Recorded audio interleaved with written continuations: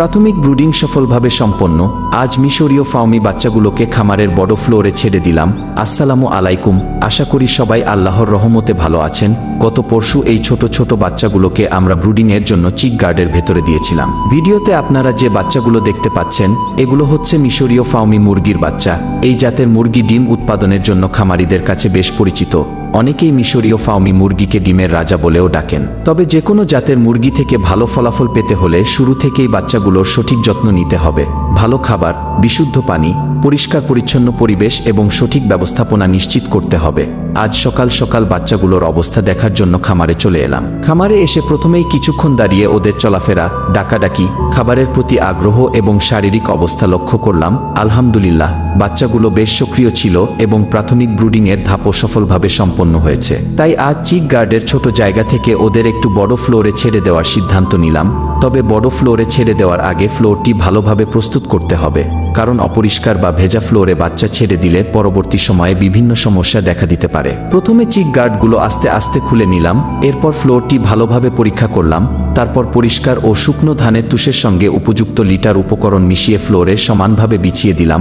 কোথাও যেন ভেজা অংশ, শক্তদলা, ধারালো কোনো বস্তু অথবা ময়লা না থাকে সেদিকে খেয়াল রাখলাম। লিটার সমানভাবে ছড়িয়ে দেওয়ার পর ফ্লোরটি বাচ্চাদের চলাফেরার জন্য প্রস্তুত হয়ে গেল। এরপর ধীরে ধীরে বাচ্চাগুলোকে চিক গার্ডের সীমিত জায়গা থেকে বড় ফ্লোরে ছেড়ে দিলাম।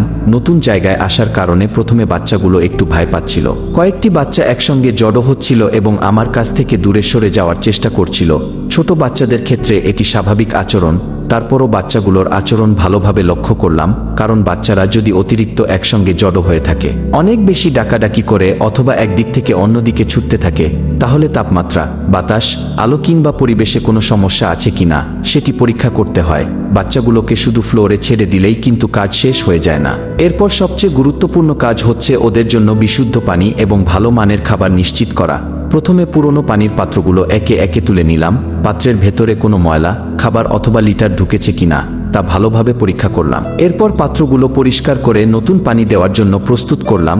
নতুন করে পরিষ্কার পানি ভরে পানির পাত্রগুলো বাচ্চাদের নাগালের মধ্যে কয়েকটি আলাদা জায়গায় বসিয়ে দিলাম।